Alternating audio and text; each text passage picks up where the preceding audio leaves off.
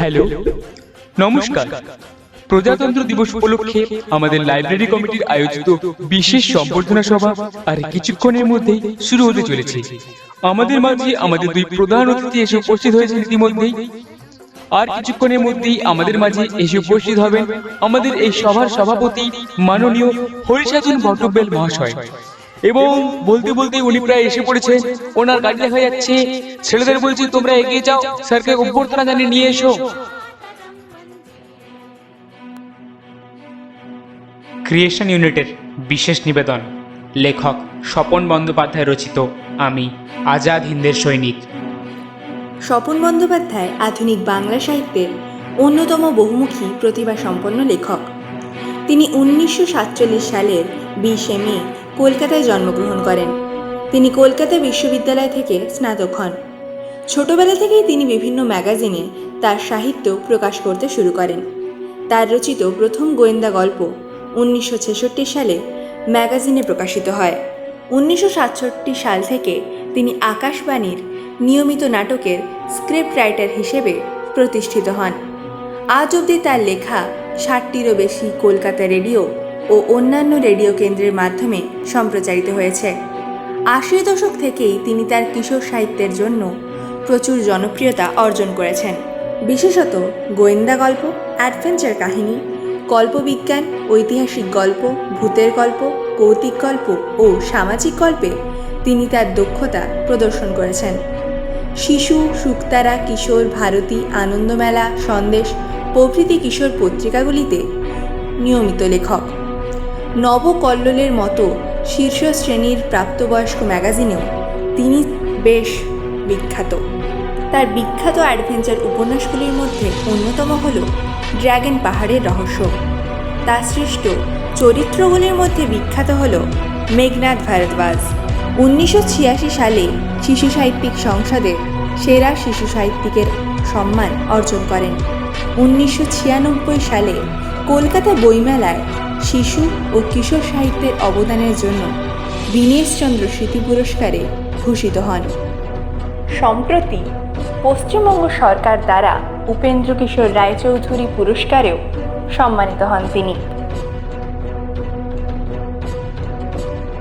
আজকের গল্পটি আমরা সংগ্রহ করেছি এক শারদীয়া কিশোর ভারতী পত্রিকা থেকে।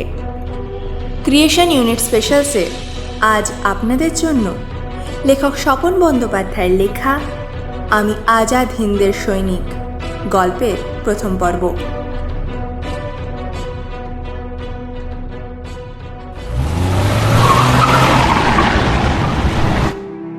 কাঁটায় কাঁটায় সন্ধ্যে 6টা বাজতেই ঝকমকে বিদেশি গাড়িতে দেহরক্ষী সহ স্থানীয় জনপ্রতিনিধি হরিসাধন ভট্টবেল সভাকক্ষের সামনে এসে হাজির হলেন।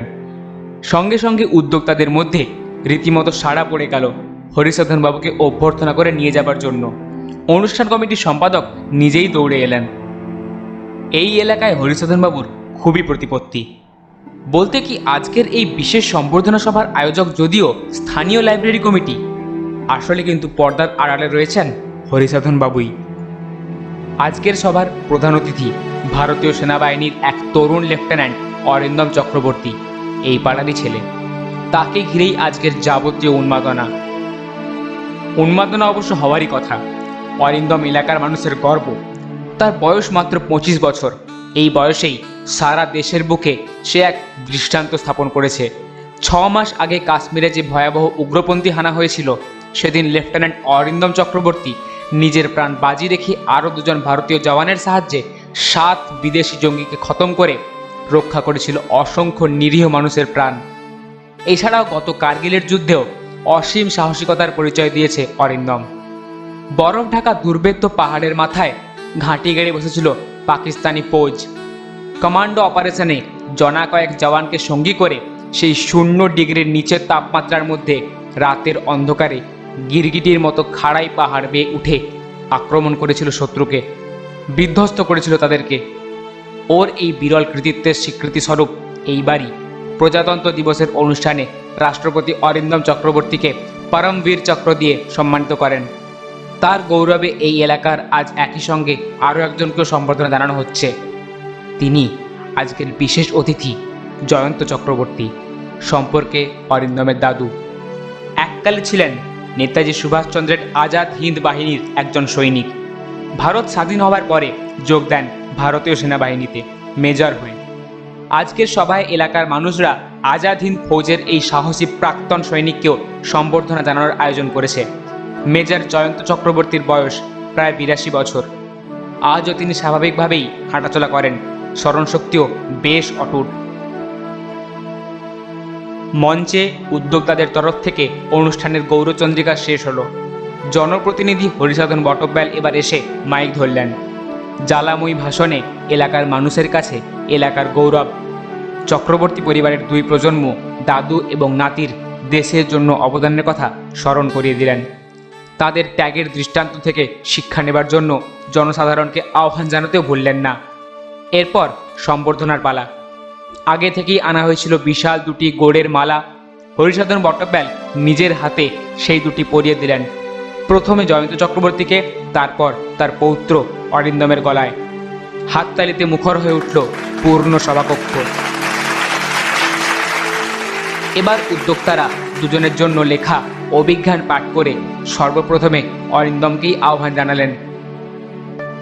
উপস্থিত দর্শকরা অরিন্দমের মুখ থেকে শুনতে চায় যুদ্ধক্ষেত্র এবং জঙ্গি দমনে তার প্রত্যক্ষ অভিজ্ঞতার কথা। অরিন্দম মাইকের সামনে দাঁড়িয়ে বলতে শুরু করল। মঞ্চের আসনে বসে সকলের মতো বৃদ্ধ জয়ন্ত চক্রবর্তীও শুনতে থাকেন নাতির অভিজ্ঞতার কথা। শুনতে শুনতে তার মন কেমন যেন স্মৃতি মেদুর হয়ে ওঠে। ছবির মতো ভেসে ওঠে বহু বছর আগের সেই দিনগুলি। সেদিন তিনি নেহাতি এক তরুণ। তখন তার বাড়ি আজকের বাংলাদেশের নোয়াখালী জেলার বটগাছি গ্রামে। সেদিনের ভারতবর্ষ স্বাধীনতা সংগ্রামে উত্তাল।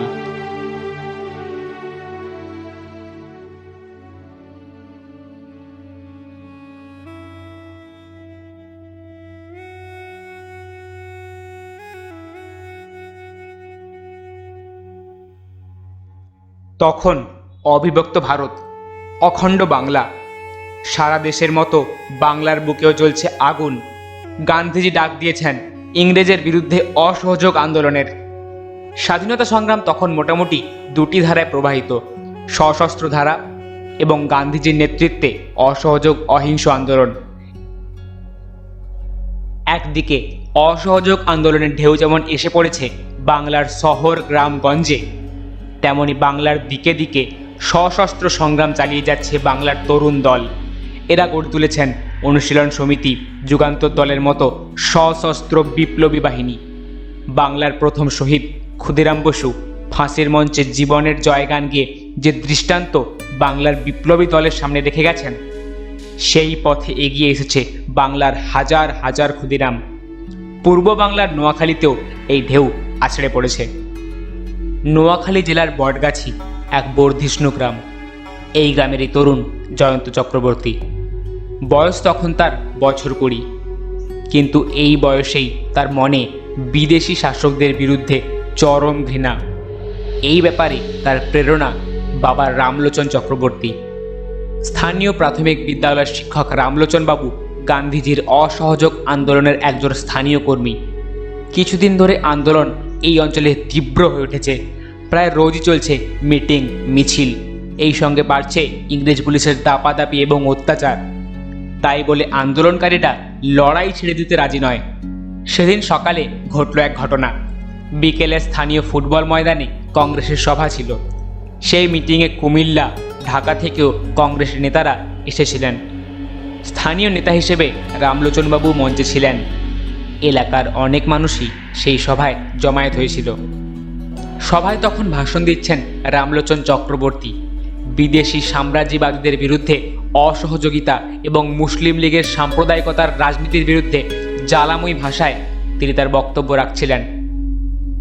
এদিকে 1940 সালে লাহোর কংগ্রেসে পাকিস্তান প্রস্তাব গ্রহণের পর থেকেই মুসলিম লীগের নেতারা পুরোপুরি সাম্প্রদায়িক রাজনীতি করতে শুরু করলেন।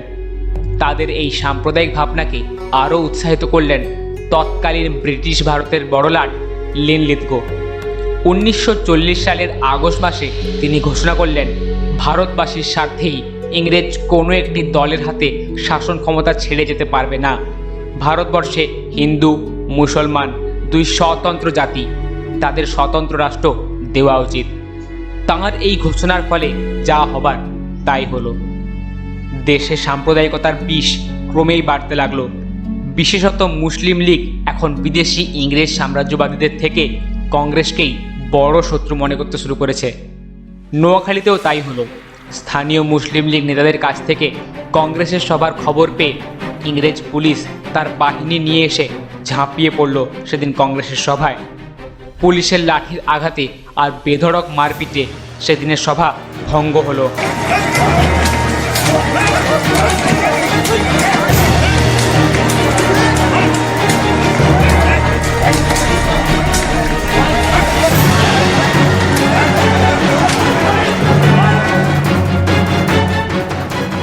অনেক মানুষ আহত হলো, নেতাদের শরীরেও রক্ত ঝরল। লাঠির আঘাত এসে পড়ল রামলোচন বাবুর মাথায়। রক্তাক্ত শরীরে সেই সভামঞ্চেই জ্ঞান হারিয়ে লুটিয়ে পড়লেন তিনি। ওই অবস্থায় সহযোগীদের মধ্যে কয়েকজন তাকে কোনো রকমে ধরাধরি করে বাড়ি নিয়ে এলেন। বাবা, বাবা তোমার কি হয়েছে? বাবা, বাবা শুনতে পাচ্ছ? বাবা। বাবার ওই অবস্থা দেখে আঁতকে উঠল জয়ন্ত আর ওর দিদি সর্বাণী। মা সুনয়না দেবী তো কেঁদেই ফেললেন। তক্ষুনি ডাক্তার ডেকে রামলোচন বাবুর ক্ষতস্থানে ওষুধ ব্যান্ডেজ বেঁধে কোনো রকমে রক্ত বন্ধ করা হলো। এর কিছুক্ষণ বাদে জ্ঞান ফিরল রামলোচন চক্রবর্তীর। আশ্চর্য, জ্ঞান ফিরে পেয়ে রামলোচন বাবু নিজের শরীরের কথা ভুলেই গেলেন। প্রথমে জ্ঞান ফিরেই জানতে চাইলেন তার সহযোগীদের কথা, তারা কে কেমন আছে। জয়ন্ত আর সর্বাণী তাকে আশ্বস্ত করল। সেই স্বাধীনতা সংগ্রামের দিনগুলিতে এমনই মন ছিল সেই দেশপ্রেমী মানুষদের।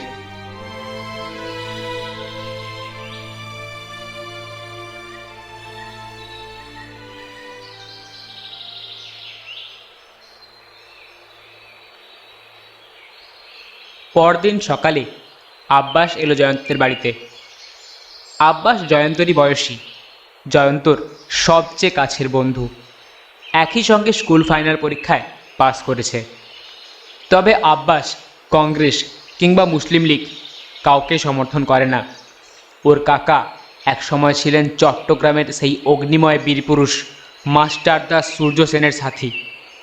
1930-এ চট্টগ্রাম অস্ত্রাগার লুণ্ঠনের সেই দিনগুলিতে মাস্টারদার সাথী আব্বাসের কাকাও ইংরেজ পুলিশের সঙ্গে লড়াই করে প্রাণ দিয়েছিলেন। কাকার সেই আদর্শে বিশ্বাসী আব্বাস এদিনও জয়ন্তের বাড়ি এসে সব শুনে বলল, বুঝলি জয়ন্ত, দাঁতের বদলে দাঁত আর নখের বদলে নখ, এ নীতি না নিতে পারলে এর শত্রু কখনোই পিছু হটবে না। এসব কথা আব্বাস আগেও বলেছে। তখন জয়ন্ত আর ওর দিদি সর্বাণী তর্ক করেছে। অহিংসার অসাধারণ শক্তির কথা বলেছে আব্বাসকে। সর্বাণী জয়ন্তর চেয়ে বছর 5 বড়। ওর জীবন বড়ই দুঃখের। বছর 3 আগে রামলোচন বাবু তার এই একটিমাত্র মেয়ের বিয়ে দিয়েছিলেন ভালো পাত্র দেখে। কিন্তু বিয়ের মাত্র 6 মাসের মধ্যেই বিধবা হয় সর্বাণী। শাখা সিঁদুর খুইয়ে বাপের বাড়ি ফিরে আসে। তারপর থেকে সর্বাণী আর অন্য কোনো দিকে মন দেয়নি। বর্তমানে সে নোয়াখালীর স্বাধীনতা সংগ্রামী মেয়েদের দ্বারা চালিত এক নারী কল্যাণ সমিতির সদস্যা। এই সমিতিতে গরিব ঘরের কিংবা নিরাশ্রয় মেয়েদের নানা রকম হাতের কাজ শিখিয়ে স্বাবলম্বী করে তোলার চেষ্টা করা হয়। সর্বাণী অবশ্য নিরাশ্রয়া না হলেও সেই নারী কল্যাণ সমিতির সদস্যা হয়েছে। ইদানিং মেয়েদের জন্য খুব ভালো পোশাক বানাতে শিখেছে। সেই পোশাক গ্রামের হাটে বিক্রি হয়। সে বিক্রির টাকার একটা অংশ যায় নারী কল্যাণ সমিতিতে, বাকিটা সর্বাণী পায়। এইভাবে সর্বাণী আজ অনেকটা স্বাবলম্বী হয়ে উঠেছে। অবশ্য এছাড়াও এই সমিতির একটা উদ্দেশ্য আছে, তা হলো গান্ধীজির আদর্শে এখানকার মেয়েদের সংগঠিত করে সরকারের বিরুদ্ধে সত্যাগ্রহ আন্দোলন পরিচালনা করা। আজ কিন্তু আব্বাসের কথা শুনে সর্বাণীও সমর্থন করল। ঠিক বলেছ আব্বাস।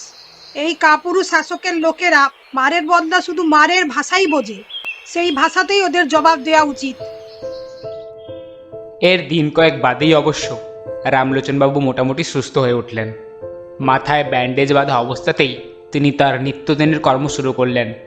স্থানীয় কংগ্রেস নেতৃবৃন্দের সঙ্গে দেখাশোনা, আলাপ আলোচনা যথারীতি শুরু হলো।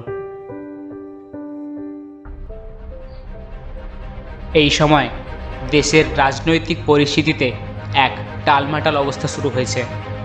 কংগ্রেসের বিরুদ্ধে মুসলিম লীগ নেতারা প্রচার শুরু করে দিয়েছে যে কংগ্রেস শুধুমাত্র হিন্দুদের স্বার্থরক্ষাকারী দল, সুতরাং মুসলিমদের জন্য আলাদা পাকিস্তান রাষ্ট্র ছাড়া স্বাধীনতা তাদের কাম্য নয়। এমনকি ভোটের সময় তাদের আনুপাতিক জনসংখ্যা অনুসারে আসনের দাবি তুলেও দেশের রাজনৈতিক আবহাওয়াকে সম্পূর্ণভাবে সাম্প্রদায়িক করে তুলতে চেয়েছে তারা। অপরদিকে ঘটেছে এক যুগান্তকারী ঘটনা। ভারতীয় বিপ্লবী সুভাষচন্দ্র বসু গোপনে দেশত্যাগ করে জার্মানি পৌঁছেছেন। তার ব্যক্তিত্বের প্রভাবে হিটলারের মতো নাৎসি একনায়কও তার কাছে মাথা নত না করে পারেননি। সেখানে সুভাষচন্দ্র সংগঠিত করতে শুরু করেছেন প্রবাসী ভারতীয়দের। জার্মান বেতার মারফত তার কণ্ঠস্বর এসে পৌঁছেছে ভারতবর্ষে।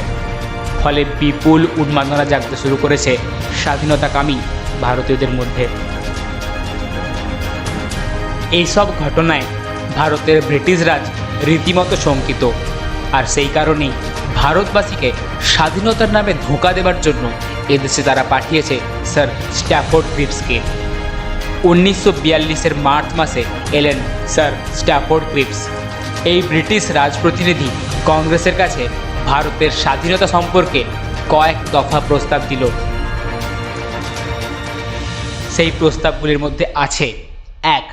দ্বিতীয় বিশ্বযুদ্ধ শেষ হওয়ার পর যথাশীঘ্র ভারতবর্ষকে পূর্ণ স্বাতন্ত্র্যের অধিকার দেওয়া হবে। 2. তখন নতুন সংবিধান গঠনের জন্য একটি সভা বসবে।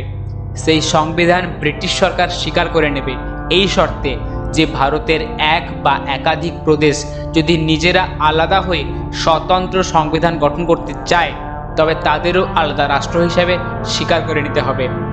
3. ইতিমধ্যে দেশ রক্ষা এবং নিরাপত্তার ভার থাকবে ইংরেজ সরকারের হাতে। প্রস্তাবের দ্বিতীয় অংশ থেকে পরিষ্কার বোঝা গেল ইংরেজ সাম্রাজ্যবাদীদের আসল মতলব মুসলিম লীগের দাবি মতো পূর্ণ স্বাতন্ত্র্যের নামে ভারতবর্ষকে খণ্ড বিখণ্ড করে দুর্বল করা। যেদিন ক্রিপস কমিশনের এই শর্তগুলির কথা জানা গেল সেই দিনই প্রভাতী সংবাদপত্রের পৃষ্ঠাটি হাতে নিয়ে আব্বাস এলো জয়ন্তের কাছে। দেখ জয়ন্ত, আমি বলেছিলাম না ঘটনার গতি সেই দিকেই এগোচ্ছে। ভারতের ব্রিটিশ সরকার ছলে বলে কৌশলে ভারতের মানুষকে বিভ্রান্ত করে সাম্প্রদায়িক জিগির তুলে ভারতবাসীকে বিভক্ত করতে চাইছে যাতে তাদের স্বার্থ সিদ্ধি হয়। কিন্তু আব্বাস, তুমি কি জানো গান্ধীজি ক্রিপসের এইসব শর্ত মেনে নেবেন না বলেছেন? বলতে বলতে এসে ঘরে ঢুকলো সর্বাণী। তারপর সামনের তক্তপোষ্ঠায় বসে বলল, গান্ধীজি ক্রিপসের এইসব দফা সম্পর্কে কি মন্তব্য করেছেন জানো? কি দিদি ভাই? উনি বলেছেন যে ব্যাংক লালবাতি জ্বলার উপক্রম করছে কেউ যদি সেই ব্যাংকের ভবিষ্যতের তারিখ বসিয়ে একটা চেক দেয় তার কোনো মূল্য থাকে কি? শুনে হা হা করে হেসে উঠল আব্বাস আর জয়ন্ত। তারপর জয়ন্ত বলল, গান্ধীজি তো ঠিক কথাই বলেছেন। দ্বিতীয় বিশ্বযুদ্ধে হিটলারের তেজে ব্রিটিশের এখন নাস্তানাবুদ অবস্থা। তাদের নিজেদের দেশই বাঁচে কিনা ঠিক নেই, ভারতের মতো উপনিবেশ বাঁচানো তো দূরের কথা। আর এটাই তো সুযোগ জয়ন্ত। শুনেছি গান্ধীজি খুব শিগগির ভারতের ব্রিটিশ রাজের বিরুদ্ধে ডাক দেবেন, ইংরেজ তুমি ভারত ছাড়ো, করেঙ্গে ইয়া মারেঙ্গে। সর্বাণী ঠিকই বলেছিল। 1942 সালের 9ই আগস্ট গান্ধীজি ইংরেজকে ভারত ছাড়ার চরম হুঁশিয়ারি জানালেন। সারা ভারত জুড়ে কংগ্রেস কর্মীরা করেঙ্গে ইয়া মারেঙ্গে মন্ত্র উচ্চারণ করতে করতে মিটিং মিছিল শুরু করলো। একই সঙ্গে শুরু হলো ইংরেজ পুলিশের অসহনীয় দমন পীড়ন। এই সময়ে গান্ধীজি এবং কংগ্রেসের প্রায় সব প্রধান নেতাদের গ্রেপ্তার করা হলো এবং কংগ্রেসকে বেআইনি ঘোষণা করা হলো। ফল যা হওয়ার তাই হলো। অহিংস আন্দোলন খুব তাড়াতাড়ি হিংসায় রূপান্তরিত হলো। আন্দোলনকারীরা পুলিশ ফাঁড়ি, রেলওয়ে স্টেশন, ডাকঘরে আগুন দিতে শুরু করলো। রেললাইন উপড়ে ফেলতে লাগলো। পুলিশের গুলিতে মরতে লাগলো, আহত হতে লাগলো হাজার হাজার মানুষ। যেন এক প্রবল ঝড় বয়ে গেল সারা ভারত জুড়ে। এর উপর বাংলায় নেমে এলো আর এক দুর্বিষহ বিপর্যয়, মন্বন্তর। 1943 সালে সারা বাংলা জুড়ে দেখা দিল ভয়ঙ্কর দুর্ভিক্ষের করাল ছায়া। লক্ষ লক্ষ মানুষ অনাহারে রাস্তায় পড়ে মরতে লাগলো।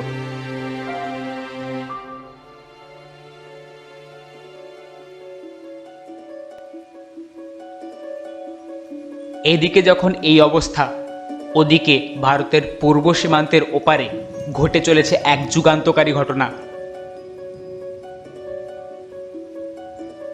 1943 সালের জুন মাসে সুভাষচন্দ্র বসু জার্মানি থেকে জাপান প্রবাসী আর এক মহান ভারতীয় বিপ্লবী রাসবিহারী বসুর আমন্ত্রণ গ্রহণ করে সাবমেরিনের দীর্ঘ বিপদসংকুল পথ পাড়ি দিয়ে পৌঁছলেন টোকিওতে।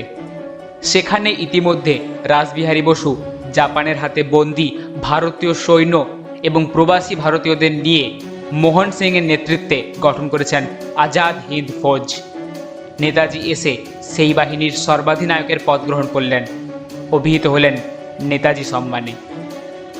এই সময় জাপানি প্রধানমন্ত্রী তোজো নেতাজির সঙ্গে আলাপ আলোচনার পরে ঘোষণা করলেন জাপান ভারতীয়দের স্বাধীনতা সংগ্রামে যথাসাধ্য সাহায্য করবে।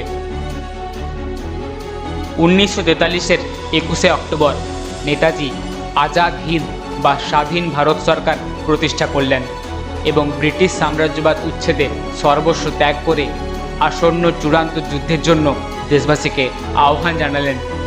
স্বাধীন ভারত বেতারে নেতাজির সেই বাণী ঝংকৃত হলো।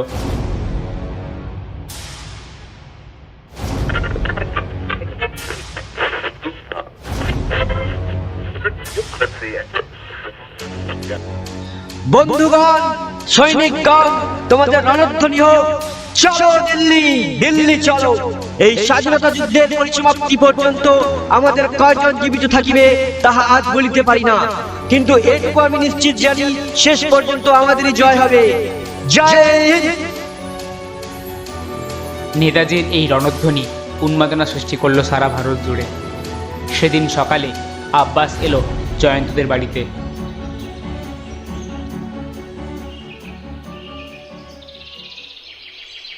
জয়ন্ত আর সর্বাণী তখন তাদের বৈঠকখানার ঘরে বসে সেদিনের সংবাদপত্রটিতে চোখ বুলোচ্ছিল।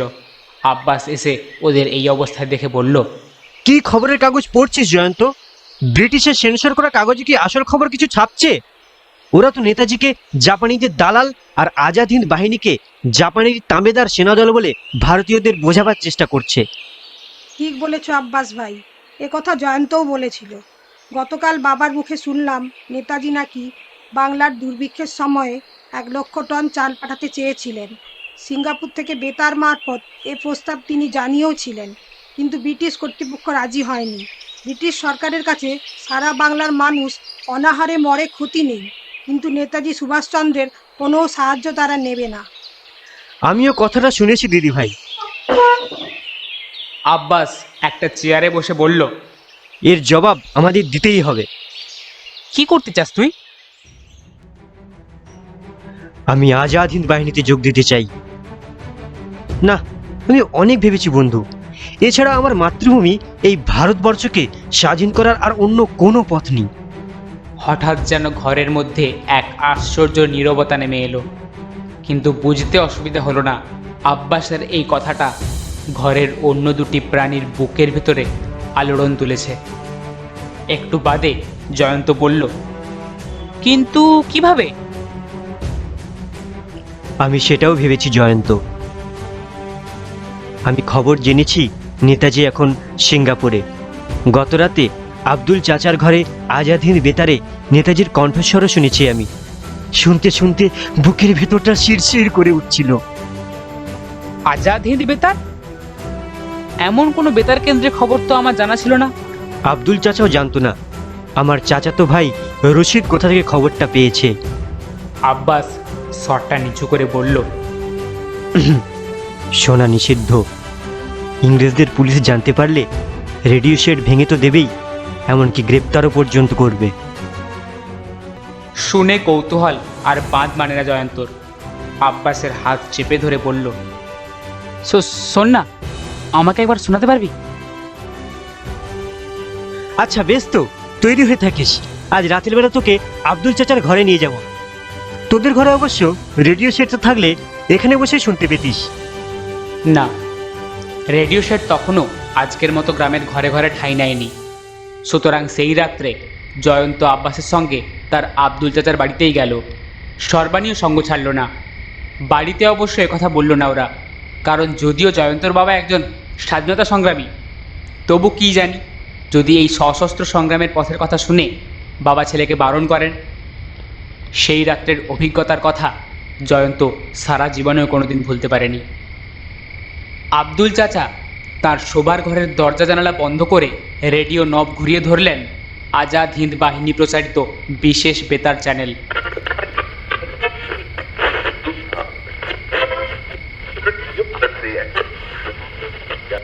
আর একটু অপেক্ষা করতেই সিঙ্গাপুর বেতার কেন্দ্র থেকে ভেসে এলো নেতাজির উদাত্ত কণ্ঠস্বর।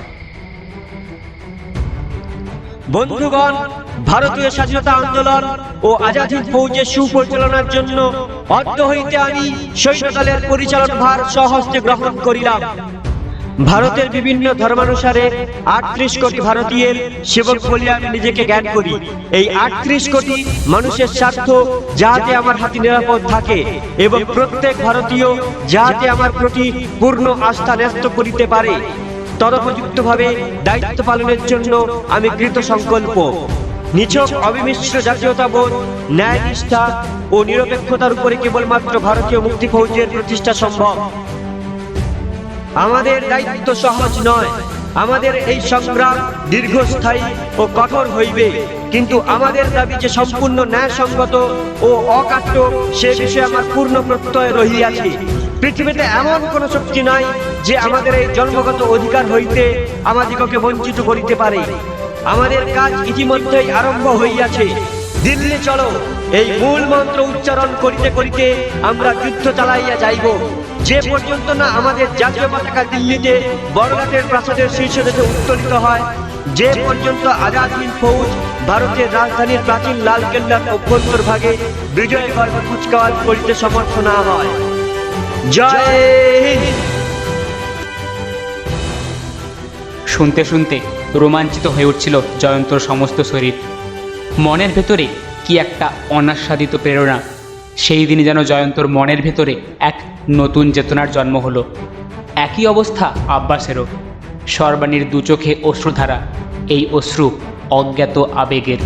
সেই রাতেই যেন নবজন্ম হলো দুই তরুণ ও এক তরুণীর। জয়ন্ত বলল, আব্বাস, এতদিন আমি পথ খুঁজে পেয়েছি ভাই। নেতাজির ডাকে সাড়া দেবার সময় এসেছে। স্বাধীনতা সংগ্রামের এই চরম ক্ষণে আমি আর ঘরে বসে থাকতে চাই না। আব্বাসও বলল, আমিও তাই বলি। চল জয়ন্ত, আমরা দুজনে আজ আজাদ হিন্দ ফৌজের সৈনিক পদে যোগ দিই। সর্বাণী বলল, আব্বাস ভাই, আমিও যাব তোমাদের সঙ্গে। আব্বাস একটু ভেবে বলল, না দিদি ভাই, তোমার যাওয়া চলবে না। কেন? আমি মেয়ে বলে? যদি বলি না, লড়াই কি শুধু লড়াইয়ের ময়দানে? একদিন যখন আজাদ হিন্দ ফৌজের বিজয় বাহিনী এদেশের মাটিতে পা দেবে, তখন তাদের অভ্যর্থনা করার জন্য দেশপ্রেমী মানুষদের প্রস্তুত থাকতে হবে। তাছাড়া ব্রিটিশ শাসকরা আজাদ হিন্দ বাহিনী সম্পর্কে এদেশে যে মিথ্যে প্রচার করেছে তা রুখতে হবে এদেশের বুকে বসেই। দিদি ভাই, সে দায়িত্ব যে তোমাকেই নিতে হবে। জয়ন্ত বলল, তাছাড়া আমি চলে গেলে মা বাবাকে কে দেখবে বলতো দিদি ভাই? তুই এখানে থেকে দুদিকটাই সামলাতে পারবি। সর্বাণী শেষ পর্যন্ত যেন অনিচ্ছা সত্ত্বেও ওদের যুক্তি মেনে নিল। আলোচনা সেরে সেই রাত্রি ওরা সবাই যে যার ঘরে ফিরল।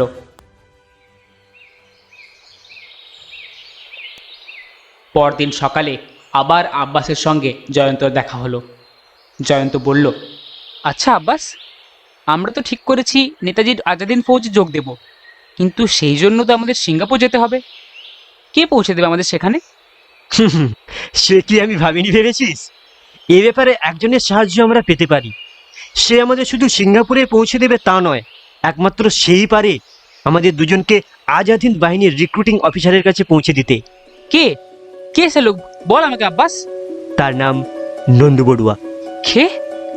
নন্দু বড়ুয়া? শুনে একবার জয়ন্ত হাসবে না রেগে যাবে ভেবে পায় না। খানিকক্ষণ আব্বাসের দিকে তাকিয়ে থেকে বলে, তুই সেই নন্দু বড়ুয়ার কথা বলছিস, যে একটা তৃতীয় শ্রেণীর ভাঁড় ছাড়া কিছুই নয়। নিজেকে সে শুটকি মাছের কারবারি বললেও পুলিশের খাতায় তার পরিচয় একজন চোরা চালানদার হিসেবে। শুধু তাই নয়, লোকে বলে সে আসলে নাকি পুলিশের স্পাই। এলাকার স্বাধীনতা সংগ্রামীদের সম্পর্কে পুলিশকে খবর দেওয়াই তার কাজ। এক নাগাড়ে কথাগুলো বলে গেল জয়ন্ত। আব্বাসও বাধা দিল না, তারপর বলল, তুই শুনে রাখ জয়ন্ত, এ সবই তার ছদ্মবেশ। সে একজন গুপ্তচর ঠিকই, কিন্তু তা পুলিশের নয়, আজাদ হিন্দ বাহিনী। আজাদ হিন্দ বাহিনীর? হ্যাঁ বন্ধু, নন্দু কাকাকে আমি অনেক দিন আগে থেকেই চিনি। আমার মতো 2-4 জন ছাড়া নন্দু কাকার আসল পরিচয় আর কেউই জানে না।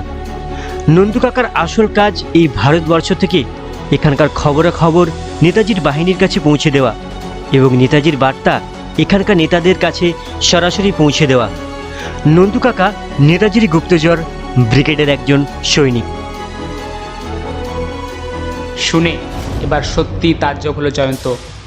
বিস্ময়ের ঘোর কাটিয়ে বলল,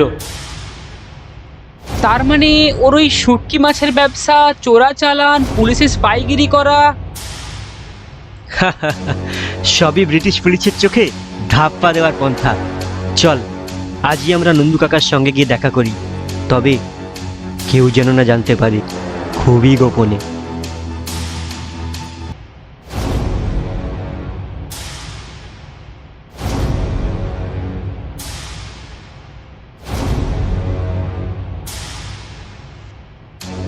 নমস্কার। এতক্ষণ আপনারা শুনছিলেন স্বপন বন্দ্যোপাধ্যায়ের লেখা সম্পূর্ণ ভিন্ন ছন্দের একটি গল্প, আমি আজাদ হিন্দের সৈনিক, প্রথম পর্ব। আব্বাস ও জয়ন্ত দুই তরুণের ইচ্ছে কি পূরণ হবে? তারা কি সত্যি হতে পারবে আজাদ হিন্দের সৈনিক? জানতে হলে শুনতে থাকুন ক্রিয়েশন ইউনিট। আমি আজাদ হিন্দের সৈনিক, রচনা স্বপন বন্দ্যোপাধ্যায়, গল্পকথক জয়ন্ত ও অন্যান্য কয়েকটি চরিত্রে সোহম, আব্বাসের ভূমিকায় কৌস্তব, সর্বাণীর চরিত্রে মণিমালা, মিউজিক পরিচালনায় কৌস্তব, এডিটিংয়ে সোহম, সোশ্যাল মিডিয়া ডিজাইনে তনুময়। স্বপন বন্দ্যোপাধ্যায় স্যারকে অসংখ্য ধন্যবাদ ক্রিয়েশন ইউনিটের তরফ থেকে আমাদের এই উদ্যোগে পাশে থাকার জন্য। গল্পটি ভালো লেগে থাকলে লাইক করে জানান, কমেন্ট বক্সে আপনার মতামত শেয়ার করে নিন। গল্পের পরবর্তী অংশ খুবই শীঘ্র আসছে। শুনতে থাকুন creation unit, unity in diversity.